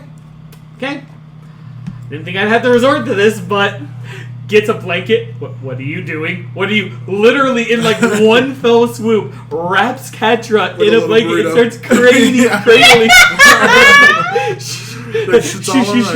You're in a safe spot. This is safe now. I'm like, oh my. Yeah. I'm like, Scorpia. I really want flashbacks on Scorpia, man. We need them. So we need that story, yes. But we need her everything. How did you figure out how to do that, Scorpia? Did one of your parents do that? Yes, exactly. Yes. I bet that is. I bet it's exactly You're in a safe place now. This would explain. Why That she's would so explain wonderful? why why she is amazing. And then of course Ketra's like jumps off her and like trying to oh bring no out oh like no a yeah she doesn't even jump out. Yeah. She's just like stuck there. Yeah, she's just like I lost Shadow Weaver. And she like tells her and like, oh, are you serious? And like, yeah, I can't let Hordak find out. Kaylee. Okay, don't worry, Hordak's not gonna find out. Yeah, there's a pin, and Yeah, we take it out. take it out. And then of course, Cut to the fence. sorry, pulling that pin out that you had me pull in, we see baby recorder imp just like Recorder. looking at all of this, literally looks at the audience. Yeah, and like and then runs away. Okay, now we're also gonna put that pin right back in. No, it stays out. No, No, it's no, right up put it there. back in. It's back in. It's back in. Alien listeners, listen I'm well. holding It's a it. second pin. Okay, we have another pin. It's right there. Anyway, It's right over here. Don't worry, we'll put it back at the end of the episode. Anyway. listeners. anyway, So mine, yeah, pin back right up. there. we get that, and after all that, after that fucking amazing thing. I'm sorry, Scorpion. This is why Scorpion is my number 2. She's just so goddamn amazing She's and fucking adorable. the best. She's adorkable. Is Yeah, what she is actually. Yeah, she's adorable. We get back. We get back to the library where More run around shenanigans of Yeah, Bo well- lying to his parents. right, but also we're getting Lance and George showing them around the Yeah. museum. It's like where we learned that She-Ra was actually called Hera. Yeah. And she We theorized that she might have been called her. Hera, and she also rode a dragon. Yeah, it's just like, whoa. Wait, what? And then Dora's like, I want a dragon. And then of course, as with all this, and they're like, "Hey, this translating all of these things," and they're like, and Bo's like, "Dad, what's the S word? The one of the 3 words on the pad? Serenia? Yeah, Serenia. That's the Do good you thing. know that word? Yeah, we have a lot of text. They just pile all a bunch because he's like, "Oh, it's a special project we're trying to do." Yeah. So they just put down a whole bunch of like stuff and everything, and he's like, "Yeah, this is only the first floor stuff. So second floor stuff, will be good." And Adora's like, "Yeah, well, this says something about the aqueduct, so it's misfiled." Wait, you can read this stuff? Yeah, it's my 5th major. Yeah, I'm just like, I also Hey, know like history and that's One of my favorite ones. George, what does this say? That says food. That's just lunch. It says lunch. It says lunch. I thought it said love. Okay, over here. Yeah. We have to talk more because there's one thing we're confused about. Then you just see this orb with some of the old ones writing on first ones. Sorry, not old ones. Writing on it. What does this say? And Adora's like, oh yeah, that's easy. That's Well, of the course. pat. Yeah. Oh yeah. Right. Yeah, literally. Yes. Well, that is an easy one. That's just That's just a password saying Eternia. All of a sudden, it glows, opens up. It's another one and of it's those just bug things. a bug thing, and it Another just one like of those, goes enraged. yeah, it just starts destroying everything in the entire library, and it starts freaking out. It's like the same one that we've seen before. And I love it because as it's destroying everything, Adora, relax, goes to the vase. Yeah. Relax, I got this. It's just an elemental. You know what that is? Pulls up the sword, turns into She-Ra, Yeah. and then gets her ass royally handed to her. Yeah, of course, but then Bo's just like, And then Glimmer's like, oh no! Starts casting magic, and George and Lance are like, what? yeah, what's going on? And this is the funniest scene where Bo's just like, I gotta get my stuff. He threw his stuff under a couch earlier. He's trying to reach for it. He can't reach it. He just can't reach it. He gets up, yeah, rips out his, shows his midriff, and then gets his Right there, immediately when that happened. A little bit of fabric. Yeah, just exactly. kept holding It him was back. keeping him- Yeah, couldn't get his I'm stuff. sitting here. I'm like, yes, it is true. It has been proven. The midriff is power. That is his superpower. Oh god. It's so And good. of course, they start fighting, and one of his dads is like, "We're not done with this conversation, Yeah, young I'm like, man. oh, what are you doing? Oh my god. It's just What's like, going on?" And they take over it, and it's like, wait a minute, what's going on with this? Like, why is it attacking? Usually, it protects something. Bo, I have an idea. One of the things that they were shown in the the first museum one, yeah. was a shard of a runestone. Yeah. And so, Bo goes over, grabs it, holds it up, and just goes from enraged to stops, picks it up. Okay, thanks. I go back to ball now. Turns into a ball. Yeah. Bo! You're going to explain what's going on, young man. And then Bo literally lets it out, just like, hey, I'm part of the rebellion. I want to help people, and I think it's a better use of my time than being a student or whatever. And yeah, it's like- and there's no academy. I made that up and everything. I know I'm breaking your hearts and everything with this. And I actually totally saw this coming from like 10 miles away. Just walks up, hugs him. What's breaking our hearts is that you thought you had the lie. Why didn't you tell us about this? You guys wouldn't listen. Every time I tried to bring it up, you guys would just push it aside and talk about all this library stuff. Oh no, freaking Lance, big wet eyes. Oh no, we were trying to be good parents and yet we were bad. I'm wow, the silly side of Bo right there. Yes, absolutely. And then okay, guys. They do a big giant group hug and then just come on, this is a family hug. Yeah, this is a family hug. And you guys are his family. Get on over here. Yeah, they explain that she's She-Ra and that the Glimmer's a princess, and they just all give a big giant family hug, and it's very nice. And then they're like, okay, now seriously, look at these. Like Bo shows him the words. Serenia is we're trying to figure out what it is, but I can't read any of this. Honey, get the projector.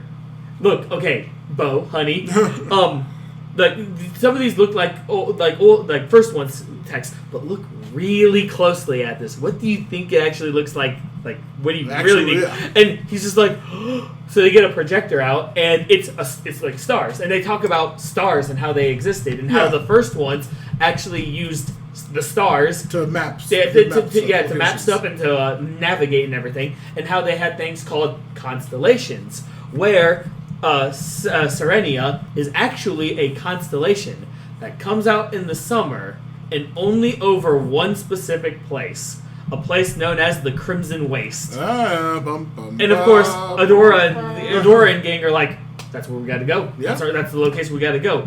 And no, it's literally a no man's land that's all desert. There's nothing, there's really, you can't, people who go there don't come back alive. Promise us you'll never go there. Cut to the Fright Zone. Yep. Where Catra is like, we forgot to mention it. I don't know if it was this episode or an earlier episode. Hordak has a new device that can remove the atmosphere. Oh yeah, we did forget to mention that. Yeah, we did use that in one of the earlier episodes. Okay, yeah. And he just has his back to Catra while she enters. It's like, hey, Hordak, what's up? What's the next mission or whatever? You called me? Yeah. Oh, yes. So, how's Shadow Weaver doing? Oh, she's fine. So you did exactly what I told you, right? Yeah, she's on Beast Island. We're not going to immediately pulls that pin out again. The imp being a recorder. Hold on. We're talking about the imp. You don't have to put that pin back in. In a recorder. I lost Shadow Weaver. I can't find Shadow Weaver. I see you. And then Hordak is like, okay. Turns on the device we forgot to mention that removes atmosphere. And apparently Hordak can walk in casually with it. He has no problem with it. Not really a spoiler, but food for thought. That's what I meant to say. Okay, look, of all the things, I just wanted you... slip sip. I just wanted you to fess up. I wanted you to come clean, and you didn't. This was a test, and you failed. And her failure goes out, and her failure goes out. She blacks out from the atmosphere thing, and that's how it ends. No, because there's one more scene at the end. Yeah, no, you're right. Cut to Adora sleeping at a bed, I assume back at Bright Moon, and over her we see standing Shadow Weaver. The Shadow of Weaver. And that is the end of the season for season 2. This is all season 2. Half of what the season should have been, but just a real cutoff point. Now, what did you think of this season compared to the first one, at least? Okay, so as season 2, I stand by what you said. It's not very plot heavy, but there's a lot of things that happen in it that are very important to the story. All in all, it's great. Now, if I'm going to compare it to other season 2s, it's most certainly not a Legend of Korra season 2. So it's much, much better? By far. But yes, it was really good. It was, well done, even for 7 episodes. Mm-hmm. And for not being plot heavy. But you learned a lot more about certain people, and I'm wondering how this is going to happen in Season 4. Yes, I say Season 4 because Season 3 apparently is only 6 episodes long. Yeah, we'll probably cover that in another single, even though this episode's longer than I thought it was going to be. Well, yeah, because we get 2 seasons? Of course, yeah, tons of tangents. That's the best part. Tangents. But, I mean, it is 1 episode shorter, so it would probably be able to cut it in by We'll probably cover it in one episode as well. Yeah. If you guys most can likely. handle another 2-hour recording like this. Yeah, that's fine. Whenever we get around to I that. cleared there's a reason why I did all my errands stuff in the morning. Yeah, just screaming about a show you love is a fun fucking way to spend It your really afternoon. is. Yeah. It's one of the funnest. That's why I do podcasts. But yeah, this season I really enjoyed it. Like I said, yeah, like we keep mentioning, very plot thin, but very character dense. It was very fun. Learning about Shadow Weaver, learning about Catra, a little bit more on Scorpia, all the She-Ra training stuff, and it's just like, oh, so good. But also I feel like they focused a lot more on the Horde this season also. which I'm glad for because Yeah. we needed Entrapta and her 2 lackeys. Nah, shut up. I said Look, probably exactly how she Entrapta's still sees number it. 1. That's how she sees it, I'm sure. But that's how she sees everyone. Remember? Yeah. Tara, Kaylee, what do you guys think of the season 2? It was very fun, and I know what you guys mean by quote-unquote plot heavy, but since I've been an obsessive, like I literally thought as a kid I was going to be a storyteller as my career, and that's what I pursued in college. But as someone who has obsessively studied story, you need breathing moments like this season gave for character development. So actually, it's not so much less plot heavy as it is less action heavy. Oh, absolutely. Fair. And it's action, and specifically less action that pertains directly to the main plot of, the good team versus the bad team. In air quotes, because I mean, like, for example, Scorpia's not evil. She's just not. She's just not. She's just on that campaign with those, but the You should leader, with that the group. leader is evil. Technically, neither is Entrapta. Entrapta's just chaotic. I think- All I she think cares she's about true. is science. I Yeah, think the she's- party leader and like their Yes. DM or boss is like, you guys are supposed to be evil over here. And Yes. these guys are supposed Yes. to be good. And like their leader is definitely bad, Catra, but like everyone else in the campaign is like, we're not evil aligned, but okay. It's just like weird. Right, it's just fun. that's just the side they Yeah, happen yeah. to fall I- on. But my point is these sort of moments are very necessary for moving a story forward. All characters need a breathing moment, because think about it, even in real life, as stressful as things that will look really cool in history books have been, like this pandemic and like various other things that have happened in our history, living through it is a lot more dull than you'd realize than reading it in a history book. And in real life, it's like that too. So having these moments to do characterization are very important for story. Mm-hmm. I think you said it best, actually, when we were talking about one of the earlier episodes, Tara. It doesn't feel as fillery. And I think that's one of the reasons why I like this, even though it's a small season, and like what you and I said, it's not like plot heavy, or more specifically, it's not action heavy. It's not fillery though, so it actually you actually can piece this into the story and still have it make sense, kind of thing. I like how you described that. Yeah, it's like it's very much it's all relevant, not serialized at the term, because like like even the episodes like the one with the ghost town. That section may have not been like super, but it was kind of relevant because they did get some information from the tower at the end. But the actual Horde section was also still very like their story moving forward. Because that was Entrapta actually finding the connection, and apparently all the shippers getting out their pens. Yeah, of course. What about you, Kaylee? From what you recall of season 2? I do like how season 2 focuses more on stories of the characters and certain characters to make sure the plot moves forward so people can understand certain characters more, while also showing different facets of the characters' personalities. Like with Hordak, it's actually seeing that Hordak does have a trusting side. He does trust people. Well, he can trust people. Mm-hmm. he's capable. He's capable of trusting people. He's capable of being softer with people. It's just you have to wheedle your way underneath that shell that he has. Exactly. Or just literally burst into that shell, like Entrapta did. Yeah. Entrapta didn't really burst into Having that. something that he'll respect, like her intelligence, is what he. Well, but it literally started with her going, he's literally like, "Get out of here." busting into a place she wasn't supposed to, and he's just like, get out. And when she gets out, she stays, actually. Like, Yeah, she's literally like, okay, bye, I fixed your thing, you're welcome, bye. And then like he's like, oh my god, she did fix it. He's like, yeah, I did. She pops back up in the room. She's just like still there, just like literally, just like didn't leave. but seriously, I mean, Hordak he's a villain. Like that, joking aside, he's dead ass villain. But that's what makes them more human, though. Right. being able to have a or trusting relatable, side. really. Yeah, having a trusting side, someone I to mean- confide all of your like actual deep dark secrets and stuff. I to. mean, that's what makes a good villain a good villain, is that they have more human characteristics that people can kind of latch on to. Because a lot of people, it's been proven that they see themselves more in the villain than they do the hero.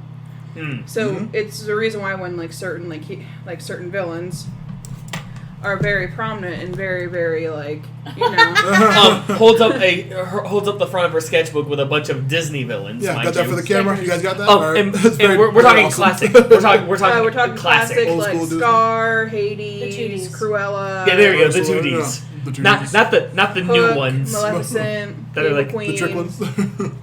Ursula. Well, one of the reasons the villains are able to be more eccentric, having literally gone to school for this, is the villains can be any traits that are considered undesirable by the public, whereas the heroes often have to be somewhat of a blank slate so that the audience can project onto them and see them and However, push their own that's the figures. problem with heroes, Yes. though. Because they're such a blank slate, a lot of people can't really put themselves onto the hero, or they just see the hero as boring. Or generic. Right, yeah, because blank slate means generic boring, when that's As not in, true. like, Bella Swan. Bella Swan was literally a blank slate. No one On could really, purpose. no one could really project themselves onto her. Right, and then there's doing the whole blank slate talk. Another thing that kind of branching off of that makes me upset is the silent protagonist. Legend of Zelda Link. Anyone? Well, he actually was later. It's sort of a retcon, but they later said he has a form of selective mutism. Well, So right. they came- But I'm just saying, like, even so, like, not everyone knows that. Exactly. But because the protagonist is silent, they're automatically a blank slate. Ergo, they're automatically boring. That's not true. Yeah. You can have a character who is, I guess, sort of blank slate, and still be relatable. Still be like, oh, I can project myself. And then, like Kaylee said, there's Bella Swan. I was gonna say on Kaylee's point about like characters, there's the characterization of the villains in the season, which I didn't even like think about. But yeah, like just look at the Shadow Weaver episode and the little bit we've got from Hordak. You get a lot more information on her backstory. It's not like there's nothing justifiable in what she did or where she came from, but you understand her character a little bit more Right now. And I was gonna say, like all the Disney villains that you do have on there, that reminded me of a show I brought up last season in relation to Catra's personality. Once Upon a Time. Oh Yes. yeah, you did bring that up. Kaylee, did you watch that series? Yes. Yes, I did. I watched every single goddamn my episode. favorite character was Mr. Gold. Nice. My favorite was Of Regina. course, why My favorite not? was Regina for the exact same Yes. reasons that I love Catra. That a character who, at every opportunity, is given the opportunity and the choice to do something good or do something selfish, and just out of their own past trauma or own personality Yes. or own brain chemistry, will always just go with the selfish option because it's probably going to be safer for them. It's and it safer. screws over literally every other character around them. Just last minute, but also all the Disney characters in that did get all the villains that got expounded upon in that series, proportionally to like how we got more from Shadow Weaver, who could have just been a two-dimensional evil dark lady, who cares? But then we actually got more on her backstory, and like how all those people did get a lot more in Once Upon a Time, canon or not how it was.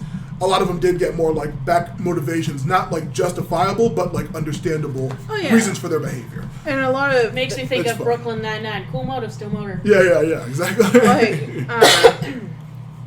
and I will also say that a lot of villains are also coded. Oh yeah. Queer coded for sure. A lot of them are queer Or coded. neurodivergent coded. Like, I will actually say that a lot of people believe Scar is technically gay. Right. Because he showed no interest in anybody. And also, when it came to the second movie, he chose to just select one of his lionesses, like, I don't think they were. kids. I don't think. Yeah, they weren't his. I don't No, think. none of They them were. were. Yeah, None of that's them even were. more. That's even more like clear coding right there. None of It's just fucking like, oh yeah, no, they're cubs not were his. his. It's like, this is but my he successor. chose. Yeah. It's like, huh. But he That's looked all at like, one random pregnant lioness and was like, "That child that you're having, that cool ass. that one right there. voiced by Jason Marsden. that one's mine. That's my successor right there." He's gonna be voiced by Jason Marsden. He's cool. And then you have Hades. Huh? Then you have Hades. Then you The have sassy Hades. gay friend. Hades He's is fucking also- wonderful. He's kind of coded that way, but he's also more of the sleazy, I can sell you shit, and Yeah. you're gonna take it. Yeah, he's fucking. Who played? Was James who Woods, dude. Not James Woods. I'm saying in Once Upon a Time, 80s. I don't I'm trying to know, but I remember didn't who like it that was. portrayal. I can't remember who it was, but yeah, villains are that's what I didn't think about. This season was short, but like just like we mentioned last time, it did expound upon the villains a little bit. We're gonna get a lot more of that the series going forward. Speaking of which, Ben, predictions for at least the next season. I suppose what characterization could be adding. Well, just to quell one thing, I hope I get to meet my new favorite character according to Kaylee. Double Trouble. Yeah, I think that's the end of. I think it's later in season. I think it might be either 3 or 4. I hope. It's I don't know. 3, but you don't. You're right, You 'cause- don't learn the deeper involvement they have in 3. Yeah, because the insane You- fuck up of you- 4 is insane. So we'll get there when we get there. What Tara said, nope. Yeah, I'm gonna say bigging up or like aiming for the the outfield or whatever. But I remember Kaylee, you did like stop at season 4 because of that insane ending, right? Yeah. Okay, yeah, we'll get there. But she also Season deliberately looked up yeah. spoilers when But- she had questions. Yes. But anyways, I did stop at season 4 because that's the last. Yeah. But like I said, everything is kind of like. I'm gonna force you to watch it. For I'm gonna say, this please series, watch it though. for this series because I want to get you I like will. genuine scene by scene like opinions on how things progress after that because it goes in that I mean, direction. I'll be like, able to take notes scene on her 5. reaction too. I need to watch scene 5 and like season 5, but And also, like for actual projections, because I literally just said that because I knew Kaylee would get excited. But, well, I already know that Katra is either going to get very demoted or Hordak is going to keep her in, air quotes, Force Commander, Force Captain, just as like an honorary title kind of thing. Because, well, at this point, she is not to be trustworthy. I'm curious as to what Shadow Weaver is going to be up to now. Because with her, I don't know. I don't know if there's going to be a redemption arc or probably she's just going to probably be a villain. Thanks for spoiling that one for me. no, it's more of just no. Yeah, you never know with a show like It's this. not a spoiler. It's just I never even believed she would ever have a redemption arc. Look, I like to look at both ends sometimes, and with her, I'm willing to just to see how they're going to. No redemption for her. They took that redemption, they dangled it over her, and was like, none for you. Yeah, well, yeah. According to you right now, it sounds like she didn't even try to grab it. She was like a cat laying down. From everything we've seen of her, dude. Like, but we'll see. I Look just at thought of that video of like the people trying to walk 2 cats and they're both just laying in the grass, and then the one is literally dragged over top of the other. Yes. But now Literally me let's going see. to work. I do. Yeah, I'm gonna be one of these guys. I can't believe I'm saying this because I never actually invest in this. I do wonder how much deeper it's gonna get with Hordak and Entrapta. I literally had 3 people, mainly one, Kaylee, literally spell out that yeah, there's a thing going on. Matt saying yeah, there is, and Tara's like yeah, actually. But it's just like because I'm not good at catching shit like that. You guys know me. I'm not good at catching that shit. I'm only good at catching it in fiction. Somebody could flirt with me in real life, and I'm like, yeah, tell me another story. Like, I'm being friendly. True. And my mom would be like, that guy was flirting with you. And I'd be like, no, we were talking about cats. Yeah, exactly. Fuck. Very What kind of cats? My evil cat Cats. Snowflake, the one who is now dead.